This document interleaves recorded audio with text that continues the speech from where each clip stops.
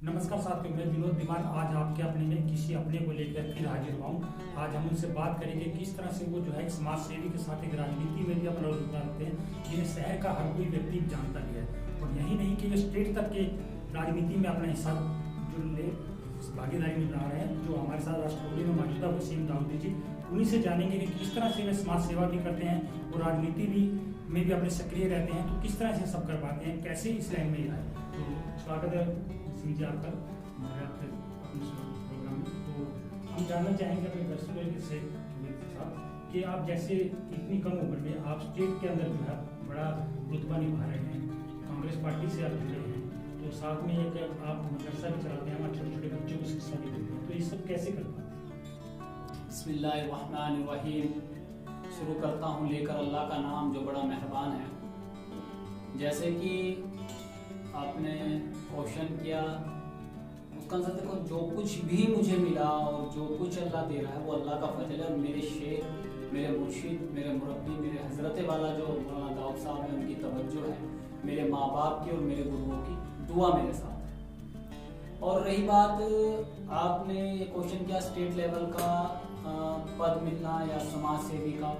देखो, एक मदरसा का एक मैंने मकतबा दाऊदिया सोसाइटी बनाई हुई है, मकतबा दाऊदिया सोसाइटी है वो, और उसको अल्हम्दुलिल्लाह सुमन रजिस्टर्ड भी करा दिया। उसमें 100 बच्चे तालीम याफ्ता हैं। तो मैं कोई भी काम आज तक किया, चाहे वो दिल में और मन में एक ही भाव है मेरे कि जन का सेवा कैसे करनी है। और जो मेरे बड़ों से सुना, मैंने अपने पूर्वजों से सीखा, अपने गुरुओं से सीखा, उनका एक ही एम था कि आज के टाइम में धर्म हो, चाहे दीन हो, चाहे इस्लाम हो, मुकम्मल दीन खाली नमाज पढ़ लेना मुकम्मल दीन नहीं है।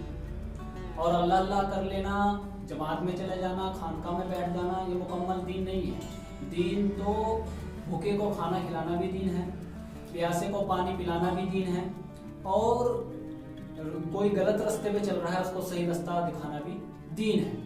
तो इसी चीज को देखते हुए, इसी चीज को मद्देनजर रखते हुए अल्लाह ने मुझे हिम्मत दी, ताकत दी, कुव्वत दी। तो मैं जितने मेरे अंदर हिम्मत होती है अल्लाह के फजल से, उससे ज़्यादा काम करने की कोशिश करता हूँ। चाहे वो समाज सेवा से हो, चाहे वो राजनीति के मुताल्लिक हो। कई बार मेरे साथ बहुत सारे आदमी पूछते हैं, भाई आपका राजनीति में आना। मेरे बहुत सारे, मैं इस चैनल के माध्यम से आज अपने मुसलमान तबके को, अपनी कम्युनिटी को भी एक बात कहना चाहूँगा और एक मैसेज भी देना चाहूँगा कि जो मैंने बड़ों से सीखा है, जो मेरे उलेमा इकराम बता रहे हैं और जो मैंने किताबों में पढ़ा है, हर चीज़ किताबों से हासिल नहीं होती। कुछ चीज़ें सोहबत से, पास बैठने से, तवज्जो पढ़ने से हासिल होती है।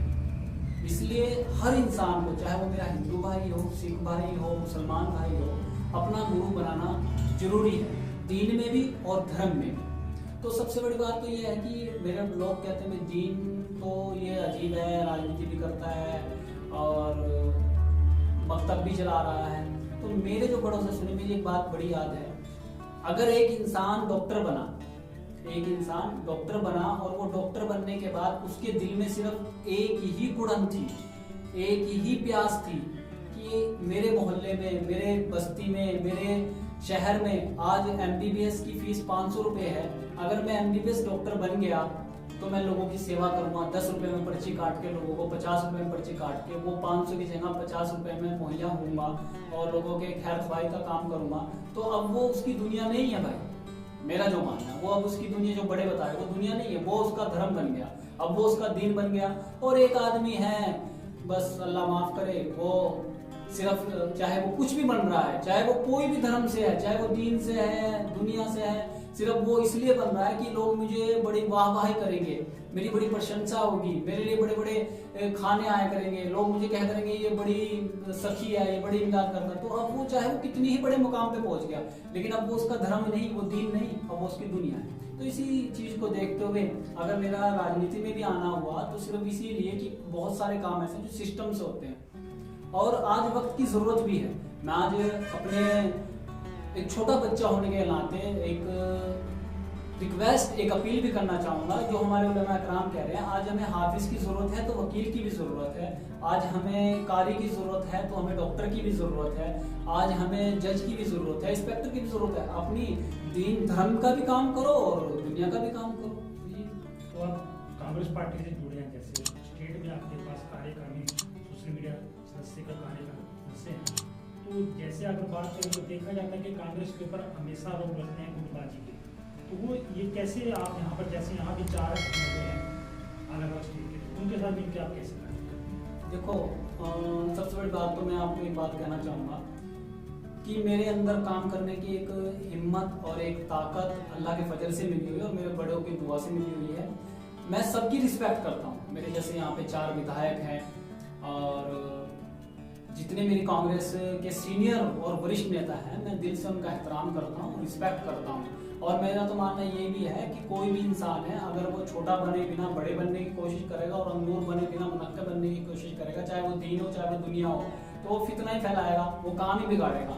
तो ऐसी बात नहीं है। गुटबाजी बड़े वरिष्ठ नेताओं में ऐसा कुछ नहीं है। अभी भी देखो, आपने देखा ही है कि अभी हमारा संगठन तैयार होने जा रहा है, जिसमें संगठन में साफ साफ जो मुझे भी प्रोटोकॉल के साथ जो पता चला है, उसमें भी ये बता रहे हैं कि हमारे मैडम शैलजा जी, हुड्डा जी और क्या नाम है, प्रभारी जी, वो एक साइड में रहेंगे और बड़े अच्छे तरीके से उसको तैयार कर रहे हैं कि उसमें ये ना हो कि भाई एक बंदे का बना दूसरे का नहीं बना। तो बिल्कुल समानता का देकर और मिलजुल कर प्रभारी जो विवेक बंसल जी हैं, वो बहुत अच्छी भूमिका निभा रहे हैं और पार्टी को मजबूत करने के चक्कर में भी लगे। रही बात आपने जैसे मुझे 4 विधायकों की कही, तो देखो मेरा सबके लिए मैं मान सम्मान सबका रखता हूँ और सबकी इज्जत करता हूँ। और जिस मेरे अंदर एक आदत है, देखो मैं छोटा हूँ, बच्चा हूँ बहुत, लेकिन मेरे अंदर एक आदत है, शुरू से ही आदत है। मेरे वालिद साहब, मेरे फादर और मेरे जो साथ जुड़े हुए हैं, वो भी कभी कभी इस चीज़ से खफा हो जाते हैं, क्योंकि मेरी आदत है कि मैं मुंह पे बोल देता हूँ। जो बात कहनी है मुंह पे कहनी है, आगे पीछे नहीं कहनी। और मैं तो कहता हूँ कि किताब को देख लो, धर्म को देख लो, दीन को देख लो, तुम्हारा सबसे अच्छा हिमायती, सबसे सच्चा दोस्त वह है जो तुम्हारी कमी तुम्हारे मुंह पे बताए। मेरी तो इतनी बड़ी, मैं तो छोटा सा कार्य करता हूँ कि मैं उनकी कमी बताऊँ, लेकिन मैं सबका मान सम्मान करता हूँ। वही बहन निर्मल चौहान है, उनको मैं अपना इस फील्ड में लाने वाले, उनको मैं अपना उस्ताद भी मानता हूँ और उनसे फील्ड में काम करने का तरीका भी सीख ही रहा हूँ अभी। और आने वाले वक्त में जो भी मुझे चारों के चारों विधायक हैं जैसे प्रोटोकॉल देंगे पार्टी के लिए, मैं करता हूँ, कोई इसमें कोई बड़ी बात नहीं। तो अगर बात करें मदरसा जैसे आप चलाते हैं, तो उसमें कैसे आपकी भूमिका रहती है, कैसे उन बच्चों को शिक्षा देते हैं, उनके कैसे उन बच्चों को इकट्ठा किया जाए? एक्चुअली मैं बताता हूँ, जब अल्हम्दुलिल्लाह सुम्मा अल्हम्दुलिल्लाह हमारे में क्या होता है कि मेरे दिल में एक उड़न थी। मैं जब 2013 में मैं विक्टोरिया ब्यूटी पार्लर था मेरा, मैं पार्लर पे काम किया करता था, लेकिन अल्लाह का फजल हुआ, मेरे शेख की तवज्जो हुई तो उन्होंने कुछ मामला ऐसे आए कि उन्होंने मैंने पार्लर छोड़ दिया। पार्लर छोड़ने के बाद एक छोटा सा काम किया। काम करने के बाद अल्लाह के फजल से कुछ चीज़ें बड़ों की तवज्जो से मिली।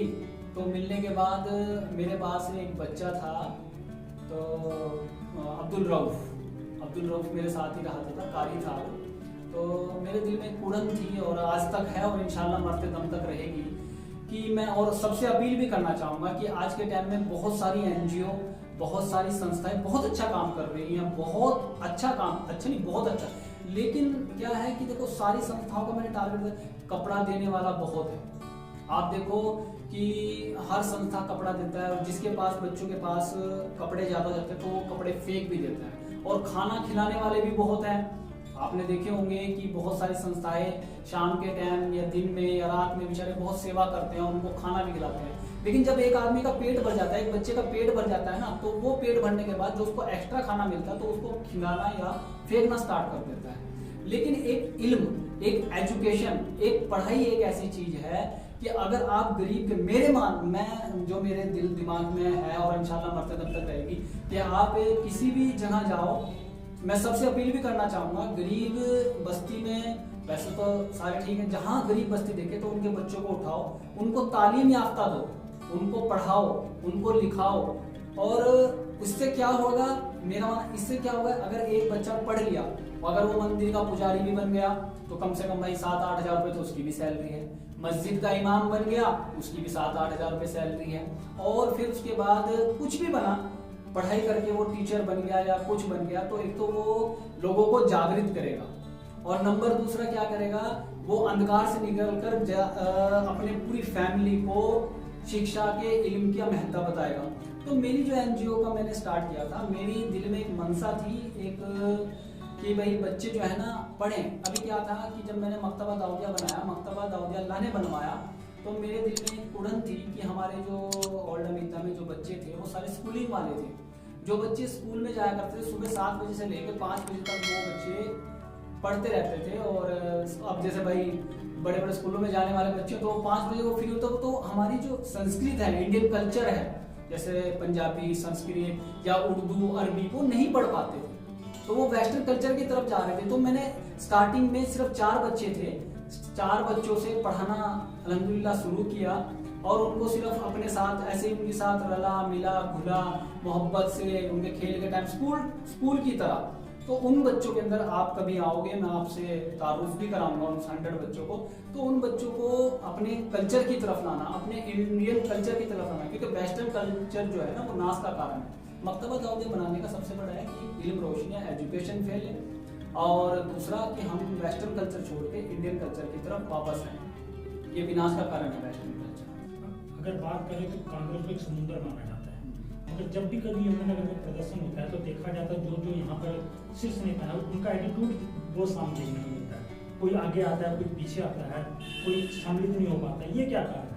नहीं, ऐसा नहीं है। मैं जहाँ तक मुझे भी, मैं तो भाई एक छोटा सा कार्यकर्ता ही हूँ लेकिन मैंने देखा है कि कांग्रेस एक समुंदर है, और जहाँ 2 बर्तन होते हैं वो खटकते भी हैं भाई, और जहाँ एक सिक्का हो या 2 सिक्का हो तो जेब में हो पता नहीं चलता, लेकिन जब कम से कम 15-20 सिक्के जेब में होते हैं तो उनका खड़का ज्यादा होता है। तो कांग्रेस पार्टी जो है वो सोने के सिक्के की तरह उसके समर्थक है और उसके कार्यकर्ता भी हैं, तो भाई उसकी जरा आवाज ज्यादा आ गई, क्योंकि सोने के सिक्के 1-2 तो है नहीं, बहुत सारे हैं, तो वो कुछ भी करते हैं। ये कम बात थोड़ी है। आपने कहा भाई एक आता है, मतलब इसका मतलब सबकी नजर रहती है।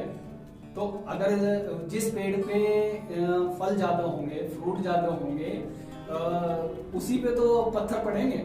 और रही बात भाई, ये तो चलता ही आ रहा है, शुरू से चलता आ रहा है, लेकिन ये जो कहने की बातें हैं कि भाई कोई पहले आ रहा, कोई बाद में आ रहा, कोई पीछे, ऐसा कुछ नहीं है। जब से हमारे प्रभारी विवेक बंसल जी बने हैं, और क्या नाम है, मैडम कुमारी सैलजा जी यहाँ के अध्यक्ष बने हैं, अजय चौधरी जी महासचिव बने हैं, तो उनकी एक ही नीति है, प्रोटोकॉल को तो बिल्कुल बर्दाश्त नहीं है।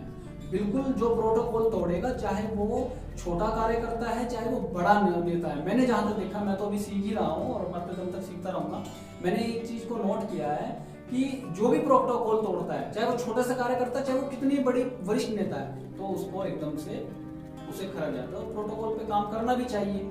मैंने कहा प्रोटोकॉल पे ही काम करते रहना चाहिए। और रही बात, आप कहते हो जैसे मतलब अभी ये चलता आ रहा है कि गुटबाजी है, तो मैं एक मिसाल दूंगा तो आप जल्दी समझ जाओगे। चाहे कोई भी हो, चाहे इंसान कोई भी हो, चाहे वो दीन हो, दुनिया हो, राजनीति हो, मेरा जो मानना है, जैसे एक पेड़ है, पेड़ छोटा था, बड़ा हुआ और बहुत बड़ा हो गया। उसके बाद वो टहनी हुई, टहनी पे फ्रूट खूब आए, फल खूब आए, और वो हरा भरा हो गया। लेकिन अगर टहनी अपने ऊपर गुमान करे, वो सबके लिए, मेरे लिए भी है।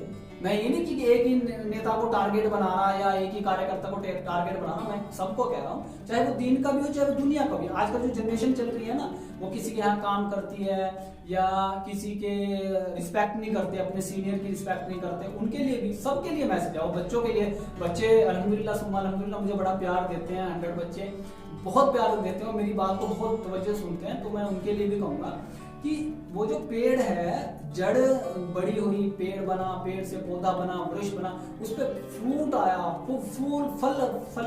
फल आए, फूल आए, लेकिन वो अगर टहनी अपने ऊपर गुमान करे कि ये मेरी वजह से इस पे फल फ्रूट है, तो वो गलत है। ये बात याद रखना। अगर वो टहनी जड़ से जुड़ी हुई है तब जाके उसके पास वो फ्रूट आ रहे हैं। अगर वो अपने ऊपर गुमान करे कि ये मेरे ऊपर आ रहे हैं, अगर वो काटती गई टहनी, थोड़ा सा अफसोस होता है, पेड़ को थोड़ा सा भद्दा लगेगा थोड़े दिन, लेकिन दूसरी टहनी फौरन तैयार हो जाती है, फौरन फ्रूट आ जाता है। लेकिन जो टहनी कट गई वो कहाँ जाती है, ये तो आप भी बताओ मुझे, आप भी बताओ कहाँ जाती है? वो चूल्हे में जलती है, ना वो इधर की रहती ना वो इधर की रहती।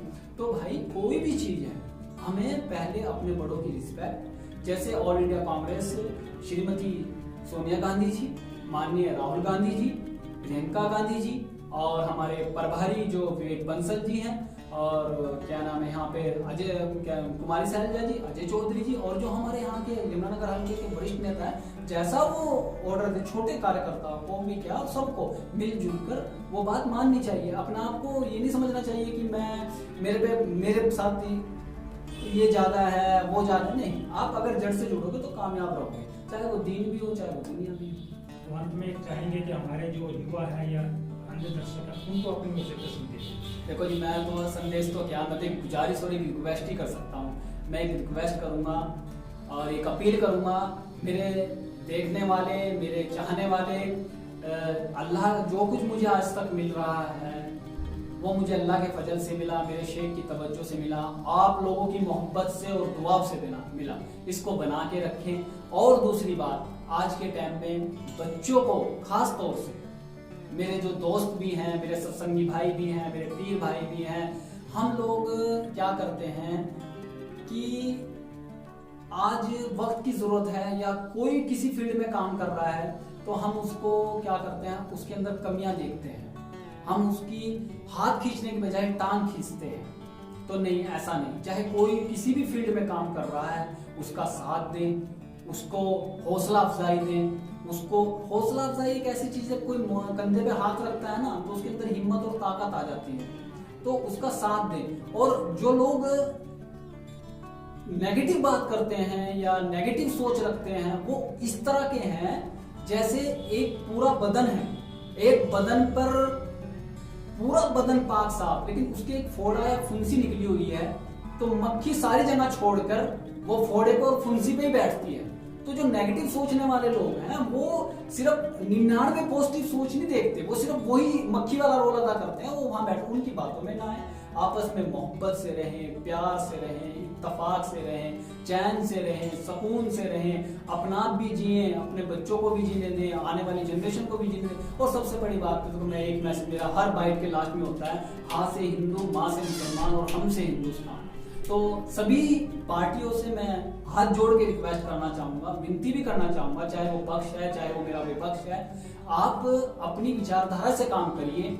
कोई भी चीज ऐसा मत करो कि हिंदू मुसलमान या सिख ईसाई मत करो, अपनी विचारधारा से काम करते रहिए, ईमानदारी से और सच्चाई से काम करते रहिए चाहिए। एक और अगर चाहे मैं हूँ, अगर मैं कांटे बोऊंगा तो कल को कांटे के फल ही काटूंगा, अगर मैं फूल के बीज बोऊंगा तो फूल ही काटूंगा। तो आखिर में भाई यही बात कहना चाहूंगा। और आने वाले वक्त में होली का त्योहार भी आने वाला है, तो मैं इसके लिए भी आप सभी दर्शकों को और सभी मेरे सुनने वालों को मैं मकतबा दाऊदिया की तरफ से, अपनी परिवार की तरफ से, अपने पूरे परिवार की तरफ से, पूरे भारतवर्ष को, पूरे यमुनानगर की तरफ से, क्योंकि उनका बच्चा हूं भाई मैं, इतना रखता हूँ, पूरी कांग्रेस पार्टी की तरफ से आपको होली की तहे दिल से मुबारकबाद देना चाहता हूँ। और एक बात और देना चाहता हूँ, त्योहार आपस में मिलने का नाम है, भेदभाव मिटाने का नाम है, आपस में दिलों के अंदर जो हमारे एक दूसरे के गलत सोच को मिटाने का नाम त्योहार होता है।